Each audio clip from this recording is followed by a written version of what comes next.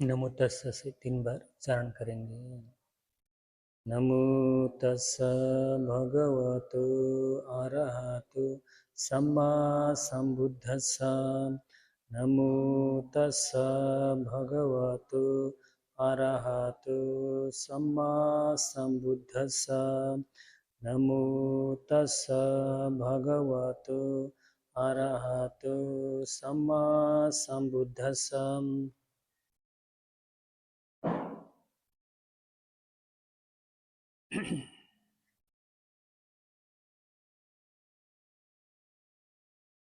सारथ दीपनी टीका के अनुसार 2 वस्त्र उत्तरासंग और संगाटी, संगाटी और उत्तरासंग को उद्देश्य करके संगाटी कहा गया है, पर मोड़कर रखे जाने के कारण सभी वस्त्र संगाटी कहलाते हैं।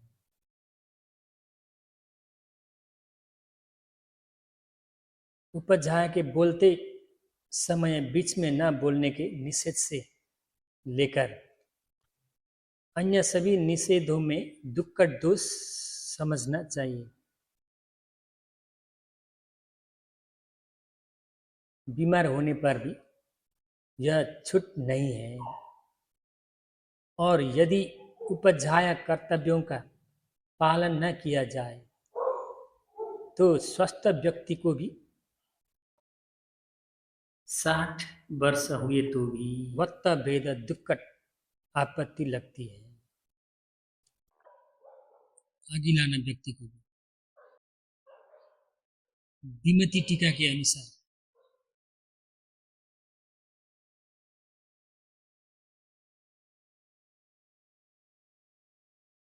जहाँ स्पष्ट निषेध है, जैसे गुरु के बोलते समय बीच में न बोलना, वहीं दुक्कट दोष है, दुक्कट आपत्ति है। परंतु जहाँ ऐसा निषेध नहीं, वहाँ दोष नहीं है। सभी निषेधों को दुक्कट मानते हुए भी भय अंतराय, चित्त विक्षिप्तता, गिलाना आदि की स्थितियों को छोड़कर यदि नियम को न जाना जाए,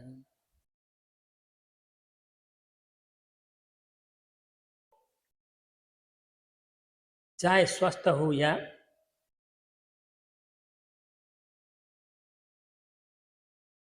रोगी, चाहे आगिलाना हो या गिलाना, दोनों ही अवस्थाओं में दुक्कट आपत्ति लगती है। किंतु संकट या खतरे की स्थिति में बीच में बोलना उचित है। पलंग या आसन के नीचे पात्र रखते समय यह ध्यान रखना चाहिए कि वह पहले से रखे पात्र आदि से न टकराए। यदि देखकर या यह जानकर कि वहाँ कुछ नहीं है रखा जाए तो उचित है।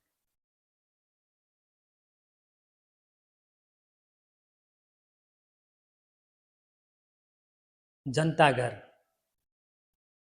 जनता घर का अर्थ है वस्प कक्ष, ठीक है, वस्प कक्ष।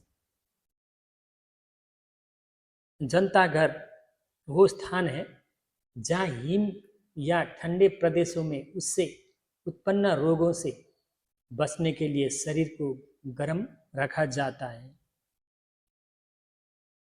उस जनता घर में अंधकार रहने के कारण अनेक भिक्षु एक साथ प्रवेश करते हैं, अपने वस्त्र रख देते हैं, मिट्टी से शरीर मलते हैं, इच्छानुसार पसीना निकलते हैं और फिर स्नान करते हैं।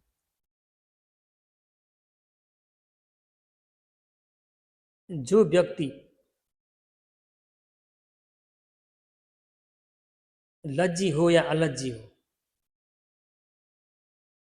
प्रत्यक्ष या परोक्ष रूप से उपजाया की उन्नति नहीं चाहता, वो विषभाग कहलाता है। यदि उपजाया लज्जाहीन हो और बुद्ध के उपदेश का पालन न करता हो तो लज्जी भिक्षु उसके विषभाग बन जाते हैं।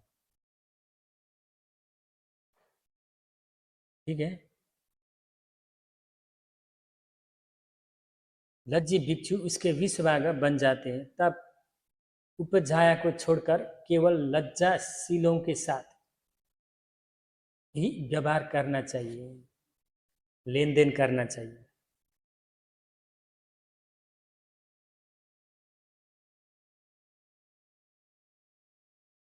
उपजाया आदि होना ही प्रमाण नहीं। शमशान में न जाना यह उपलक्षण नय है। उपलक्षण नय, उपलक्षण नय का अर्थ है अन्य को भी लेना चाहिए। मतलब कुछ थोड़ा सा के हिसाब से सभी को एक साथ लेकर चलने का तरीका को उपलक्षण नय नय कहलाते हैं।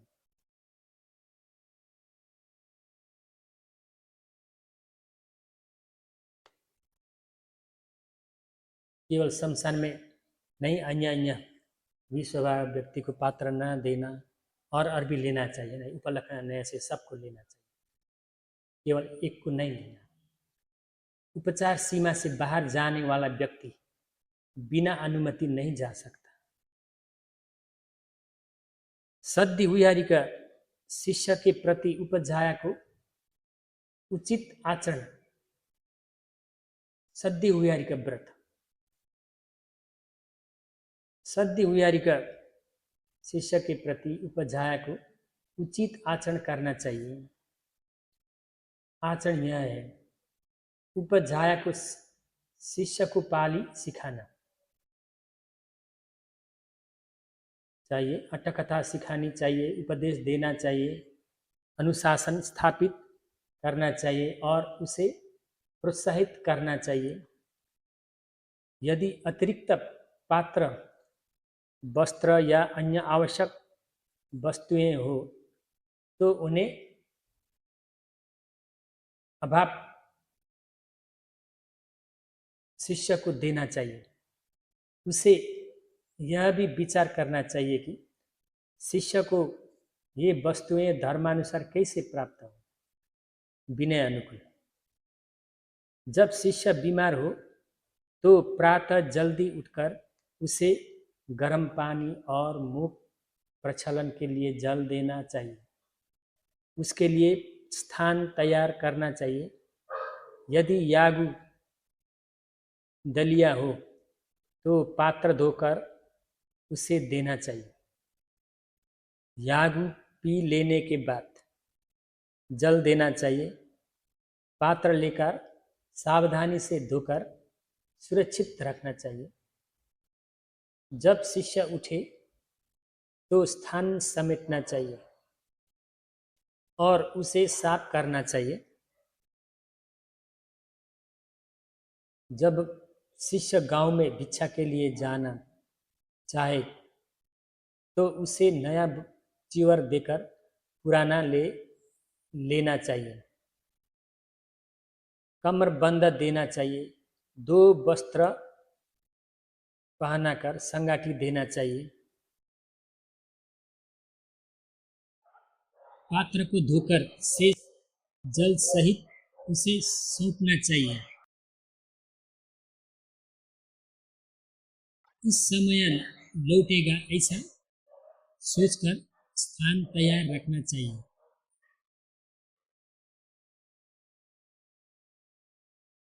पैर धोने का जल, आसन और पांव पोंछने का वस्त्र रखना चाहिए।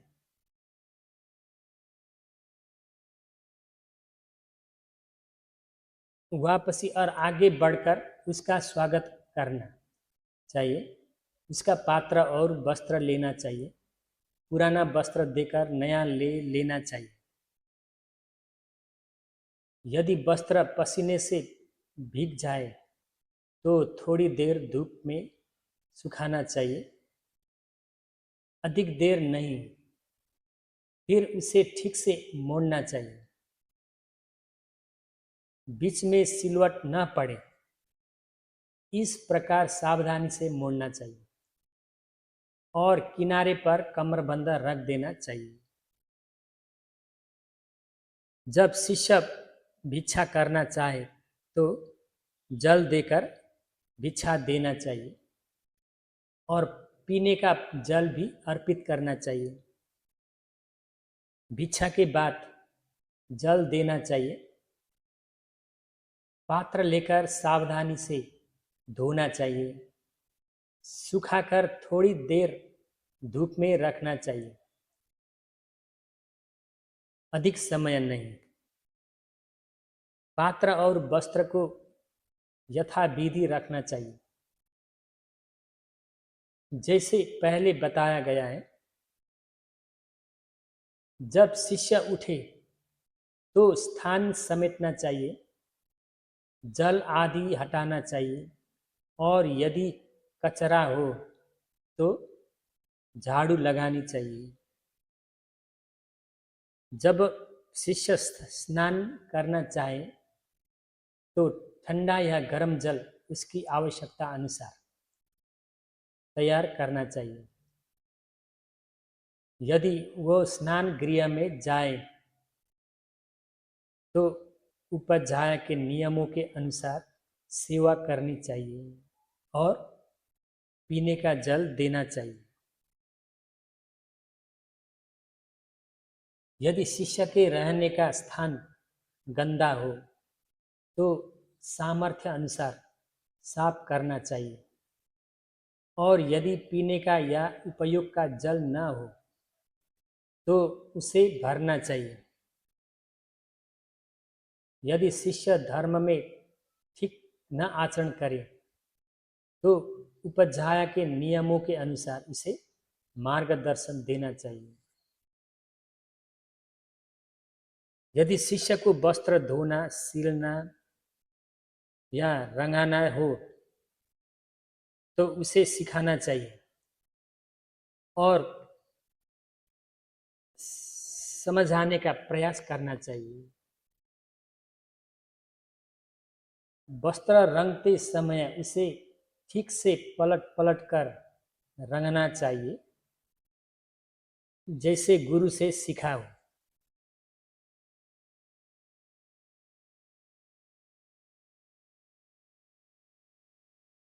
और रंगा हुआ चिवर की बूंद पूरी तरह से छिन्न होने से पहले चलना नहीं चाहिए। यदि शिष्य बीमारी हो जाए तो जीवन भर उसकी सेवा करनी चाहिए। सेवक और रोग के पूर्णतः ठीक होने तक ठहर कर रहना चाहिए। यह सद्दी विहारिका के प्रति किए जाने वाले कर्तव्यों का विधान है। अट्ठकथा के अनुसार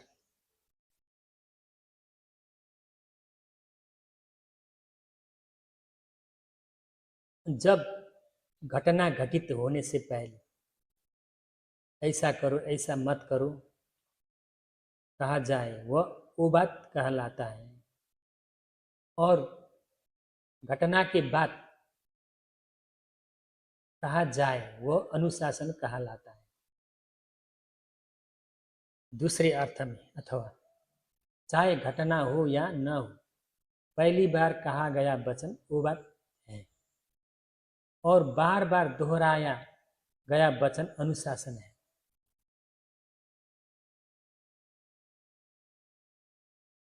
ये वो बात अनुशासन का अर्थ है। गर्म जल देने से लेकर स्वच्छ जल उपलब्ध कराने तक के ये आचरण मुख्यतः गीलाना शिष्य के लिए किए जाने चाहिए। और यदि शिष्य अनुशासन में स्थिर न हो तो उसे अन्य स्थान पर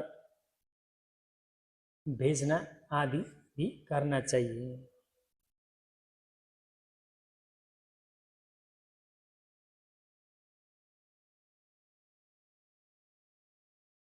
विमति टीका के अनुसार जो उपजाया अनादर के कारण धर्म और आमिष, धर्म और आमिष, धम्म आमिष, धम्म धम्म आमिष तो चिवर आदि आमिष कहते हैं ना, चिवर आदि को, चिवर पिंड आदि को आमिष कहते हैं। उपजाया अनादर के कारण धम्म और आमिष सहायता से शिष्य को प्रोत्साहित नहीं करते, वे आचरण भंग के कारण दुक्कड़ दोष होती है। इसलिए कहा गया है जो नहीं देता वो दोष में पड़ता है। जब सद्दी उयारी का शिष्य अपने उपजाय के प्रति निर्धारित नियमों के अनुसार ठीक से आचरण नहीं करते, हे भिक्षुओं, शिष्य को अपने उपजाय के प्रति सही आचरण करना चाहिए। यदि वो ऐसा नहीं करता तो दुक्कड़ दोष आपत्ति होती है।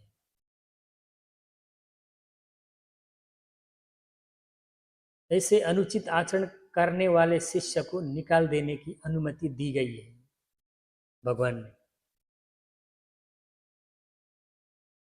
निकालने का तरीका यह है, मैं तुम्हें निष्कासित करता हूं, यहां मत आओ, अपना पात्र और वस्त्र चिवर ले जाओ, मेरी सेवा मत करो। यदि यह बात काया और वचन दोनों से स्पष्ट कर दी जाए तभी निष्कासन मान्य होता है, अन्यथा नहीं।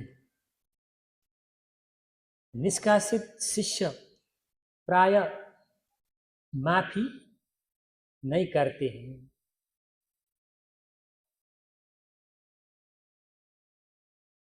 किंतु माफी करना अनुमति है।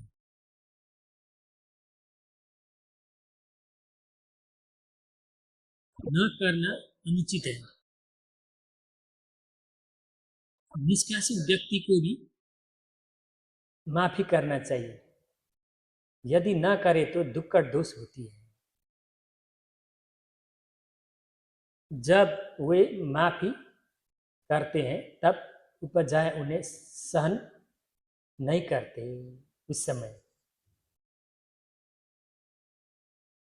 इसलिए भगवान ने सहन करने की अनुमति दी गई है, समझे।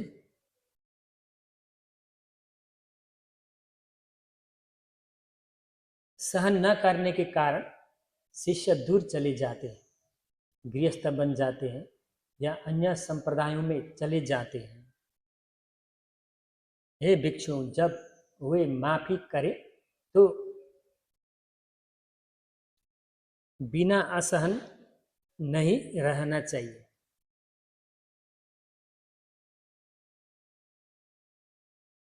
यदि सहन न किया जाए तो दुक्कड़ आपत्ति होती है। उपजाय अच्छे आचरण वाले को निकाल देते हैं, अच्छे आचरण वाले शिष्य को निकाल देते हैं और बुरे आचरण वाले को नहीं निकालते। हे भिक्षुओं, जो अच्छा आचरण करता है उसे नहीं निकालना चाहिए। यदि निकाल दिया जाए तो दुक्कड़ आपत्ति होती है, और जो बुरा आचरण करता है उसे बिना निकाले नहीं रहना चाहिए। यदि न निकाला जाए तो भी दुक्कड़ दोष होती है। हे भिक्षुओं, 5 गुणों से युक्त सद्दी उयारिका को निष्कासित करना चाहिए या डांटना चाहिए।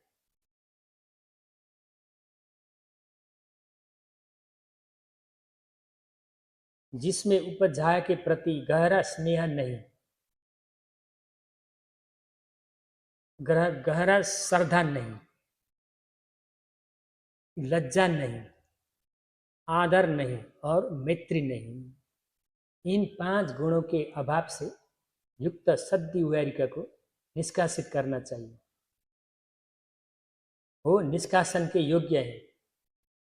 यदि उसे न निकाला जाए तो उपाध्याय के दोष होती है।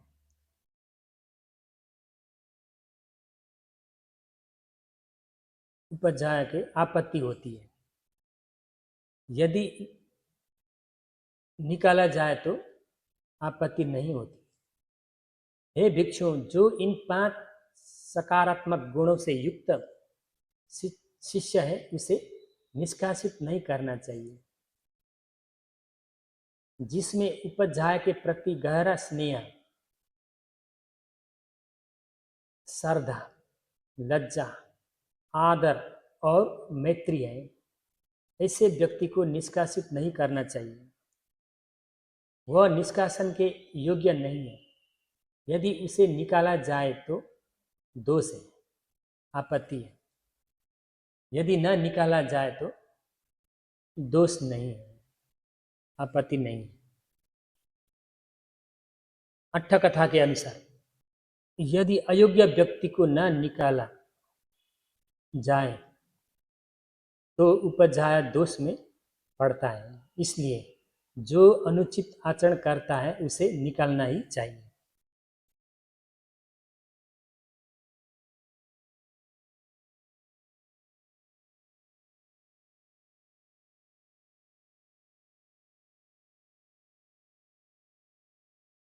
यदि शिष्य अनुचित आचरण करते हुए भी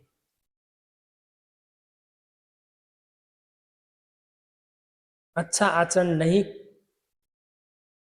करने में भी चिवर रंगते समय तक आचरण व्रत नहीं करता है तो उपाध्याय का पतन होता है।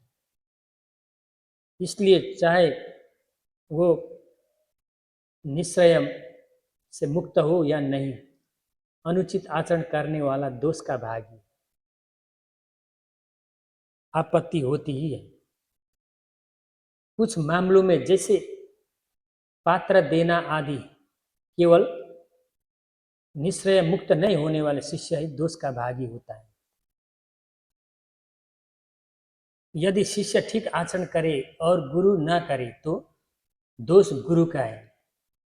यदि गुरु सही आचरण करे और शिष्य ना करे तो दोष शिष्य का है। यदि गुरु ने व्रत सेवा में आसक्त इच्छा हो जाए तो, स्वाद हो जाए तो, समझे, स्वाद लेने का इच्छा है शिष्य प्रति, व्रत सेवा में स्वाद लेने का इच्छा हो जाए तो शिष्य नहीं करे तो सभी शिष्यों को दुक्कट आपत्ति लगती है।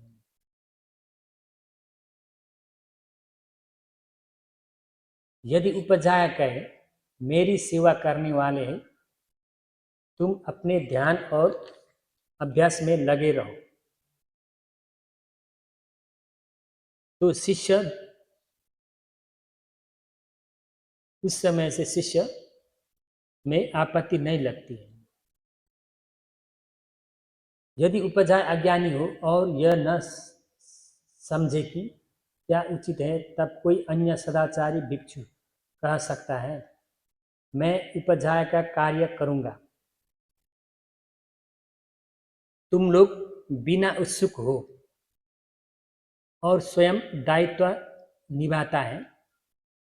यदि वो शिष्य उन्हें छोड़ दे तो कोई अपराध नहीं होता। उस भिक्षु द्वारा उत्तरदायित्व ग्रहण करने के बाद उन शिष्यों के प्रति आपत्ति नहीं होती है। वज्र बुद्धि टीका के अनुसार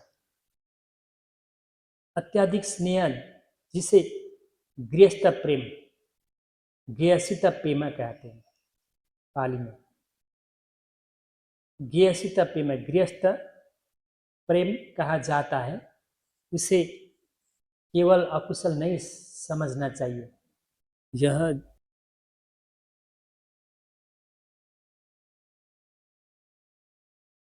अरहंतों से भी जुड़े होते हैं। यह मेरा दायित्व है, इस प्रकार का आदर युक्त भाव ही यहाँ प्रेम कहलाता है। यदि कोई आचारवान भिक्षु कहे, आप लोग निश्चिंत रहें, मैं आपके शिष्यों और अंतेवास आपके सद्दी विहारिका और अंतेवासियों की सेवा करूँगा। यदि वे बीमार गीला ना हो तो उनकी देखभाल करूँगा, उन्हें उपदेश दूंगा और सभी आवश्यक कार्यों में सावधान रहूँगा। और शिष्य भी कहे, आप बनते केवल निश्चिंत रहें, और यदि वे अपने कर्तव्यों में बिना उत्सुक हो जाए तो उस समय से उपजाया आचार्य के लिए कोई आपत्ति नहीं माना जाता है।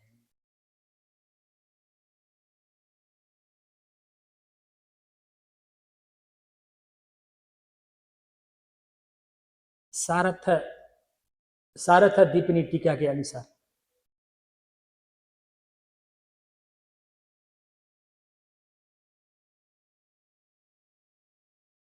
गृहस्थ प्रेम, गृहस्थ प्रेम का अर्थ यह है कि यह आचार्य मेरे पिता के समान है, ऐसा स्नेह। यही भाव यहाँ अभिप्राय है। गृहस्थ प्रेम का अर्थ है न कि अकुशल आसक्ति। जिन्होंने चार आर्य सत्यों को जाना और तृष्णा का परित्याग किया, उनमें ऐसा अकुशल प्रेम नहीं रहता। बुद्ध भिक्षुओं को क्लेशों की ओर प्रेरित नहीं करते, बल्कि इस प्रकार के शुद्ध स्नेह को ही स्वीकार करते हैं। यदि आचार्य कहे कि आप लोग निश्चिंत रहें, मैं आपके शिष्यों की देखभाल करूंगा, और शिष्य भी केवल निश्चिंत रहकर अपने कर्तव्यों का पालन न करे, तो उस स्थिति में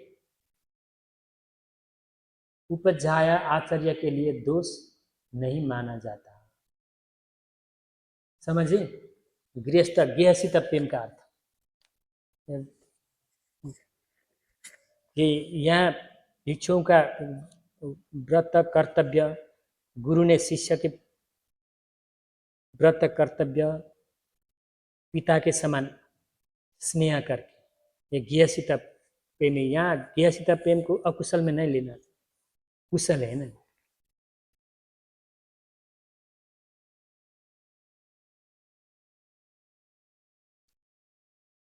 क्योंकि भगवान ने भिक्षुओं को क्लेशों की ओर प्रेरित नहीं करते ना। विमति टीका के अनुसार यदि समय और अभी व्रत कर्तव्य का करने का समय है, ऐसे वत्थु को जानते हुए भी अहंकार या आलस्य के कारण अथवा आचार्य के प्रति अनादर नहीं करना चाहिए, ऐसे ज्ञान ना होने से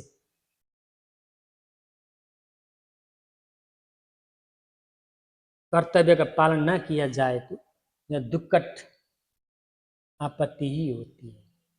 किंतु यही यदि यह अनजाने में बिना इरादे या विस्मृति के कारण न किया जाए तो कोई दोष नहीं माना जाता। ये सभी आचरण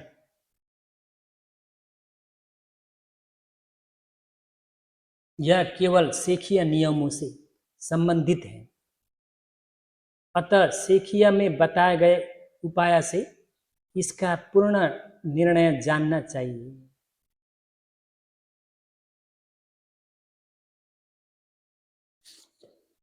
सेवा व्रत कर्तव्य को स्वाद लेना उचित है, अनुचित है, इसका न समझने का अर्थ यह है कि इसका ज्ञान न होना। ऐसा है कि यदि मैं स्वाद करूं तो जो कर्तव्य नहीं करते उन्हें दोष लगेगा, और यदि मैंने स्वाद नहीं लेकर त्याग दूं तो दोष नहीं लगेगा। ऐसा न समझता है। यदि कोई आचरण युक्त भिक्षु कहे, मैं आपके शिष्यों की सेवा करूंगा, यदि वे गीला ना हो तो उनकी देखभाल करूंगा, उपदेश दूंगा और सभी कर्तव्यों को पूरा करूंगा, और शिष्य भी कहें आप निश्चिंत रहें और वे अपने कर्तव्यों में बिना उत्सुक हो जाएं, तो उस स्थिति में आचार्य उपजाय के लिए कोई अपराध आपत्ति नहीं होती है। कुछ शिष्य आचार्य के गुरु आचार्य के प्रति अपने कर्तव्यों को त्यागने की अनुमति मांगते हैं। वे कहते हैं हमें इन कर्तव्यों से मुक्त कर दीजिए, और गुरु आचार्य भी उन्हें क्षमा करते हैं। यद्यपि इससे कोई दोष नहीं उत्पन्न होता।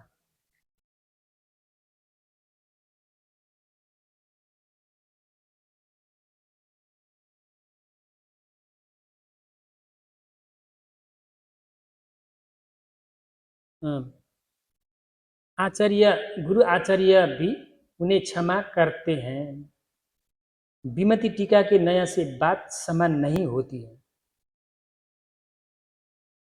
यद्यपि इससे कोई दोष नहीं उत्पन्न होता, फिर भी यह श्रद्धापूर्वक प्रवज्ञा के अनुरूप नहीं माना गया है।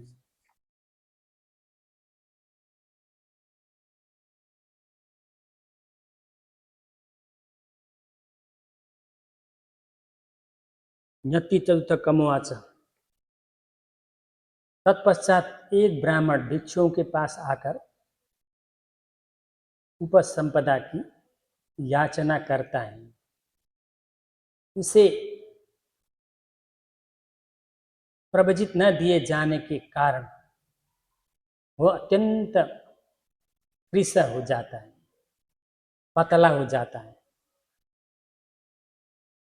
जब बुद्ध उसे देखते हैं तो कहते हैं भिक्षुओं, इस ब्राह्मण के पूर्वकृत उपकार को कौन जानता है?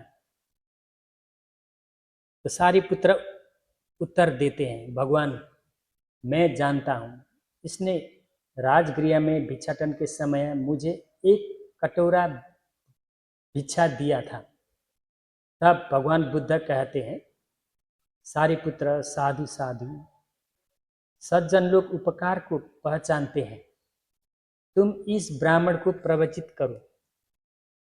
सारिपुत्र पूछते हैं भगवान उसे किस प्रकार उपसंपदा दूं?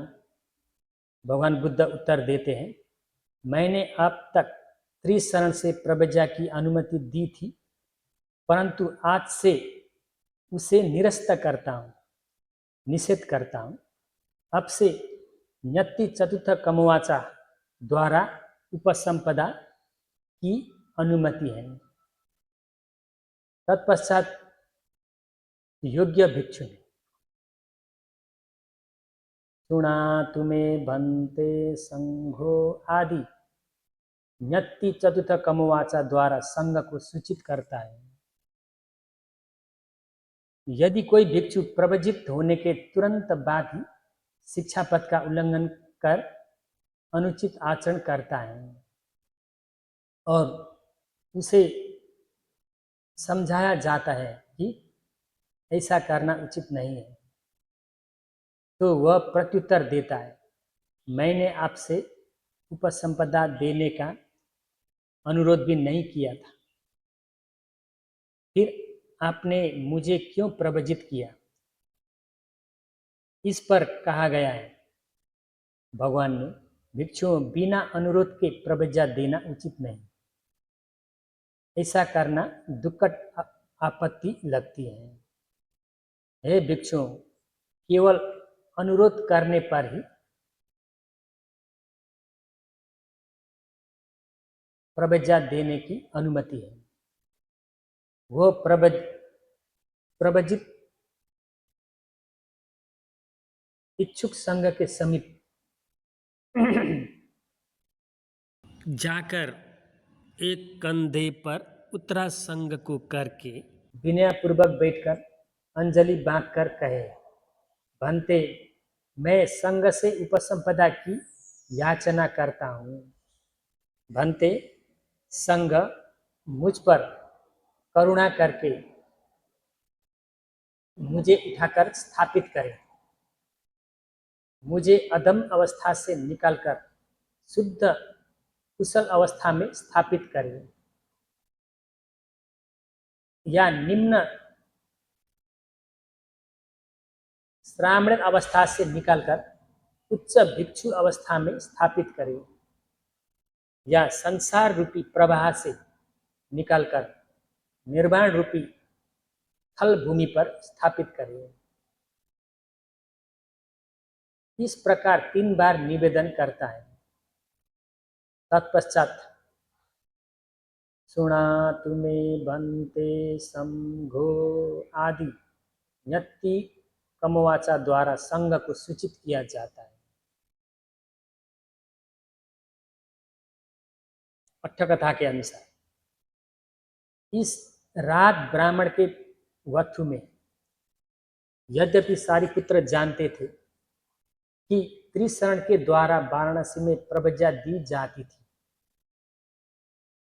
फिर भी उन्होंने बुद्ध की इच्छा को समझते हुए पूछा,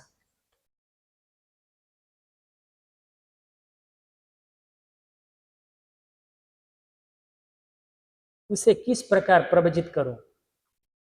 भगवान बुद्ध का अभिप्राय यह था कि सरल त्रिशरण प्रव्रजा को त्याग कर न्यति चतुर्थ विधि से औपचारिक रूप से प्रव्रजा दी जाए।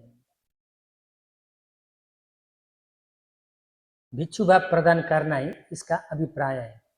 संघ को सूचित करने के विषय में जो व्यक्ति अट्ठकथा सहित विनय पिटक का अध्ययन करता है वो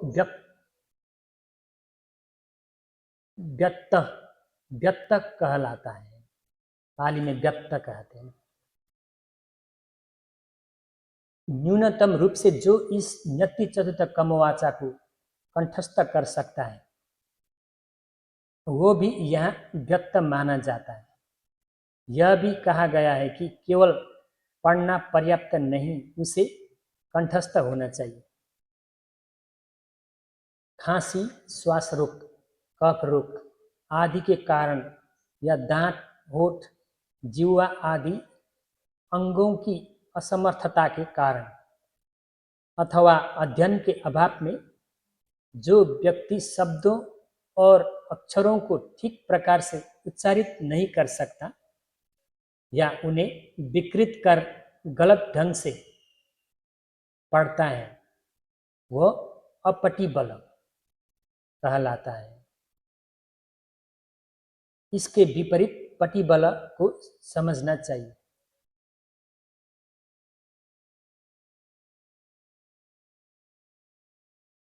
संगम भंते उपसंपदम याचामि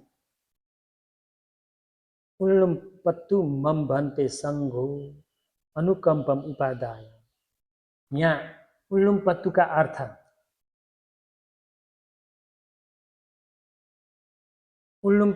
अर्थ है उद्धरतु, अकुशल से उठाकर कुशल में स्थापित करना, अथवा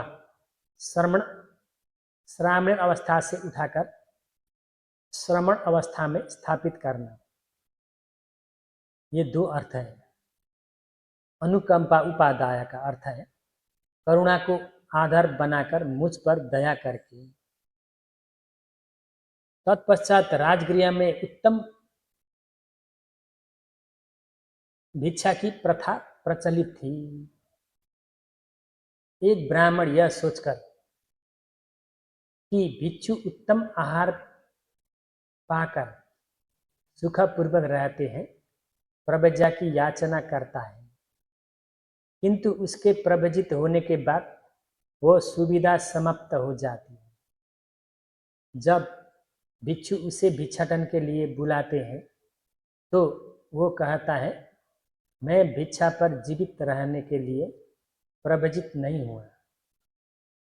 यदि भिक्षा मिलेगा तो खाऊंगा, नहीं मिलेगा तो गृहस्थ जीवन में लौट जाऊंगा। मैंने केवल पेट भरने के लिए प्रव्रजा ली है। तब कहा गया है, हे भिक्षु, जो प्रव्रजा देता है उसे 4 प्रकार के निश्रयों आश्रयों का उपदेश करना चाहिए। भिक्षाटन से प्राप्त भिक्षा पर निर्भर रहना ही प्रव्रजा का आधार है और उसमें जीवन भर प्रयास करना चाहिए। यदि अतिरिक्त लाभ प्राप्त हो तो संग भिक्षा, उद्देश्य भिक्षा, निमंत्रण भिक्षा आदि को भी स्वीकार किया जा सकता है। चिथड़े के वस्त्र, पंक्सुकुल चिवर पर आश्रित होकर भिक्षु बनना ही उचित है और इसमें जीवन भर प्रयत्न करना चाहिए। यदि अधिक लाभ प्राप्त हो तो खदिर, कपास, रेशम आदि चिवर भी धारण किए जा सकते हैं। वृक्षमूल निवास को आधार बनाकर भिक्षु बनना चाहिए और उसमें जीवन भर अभ्यास करना चाहिए। यदि अधिक लाभ हो तो विहार, अड्डयोग, प्रासाद आदि में भी निवास किया जा सकता है। गोमूत्र से निर्मित औषधि पर आश्रित होकर भिक्षु बनना चाहिए और इसमें भी जीवन भर अभ्यास करना चाहिए। यदि अधिक लाभ हो तो घी, तेल आदि का भी सेवन किया जा सकता है। इस प्रकार 4 प्रकार के निश्चय आश्रय का उपदेश करने की अनुमति दी गई है।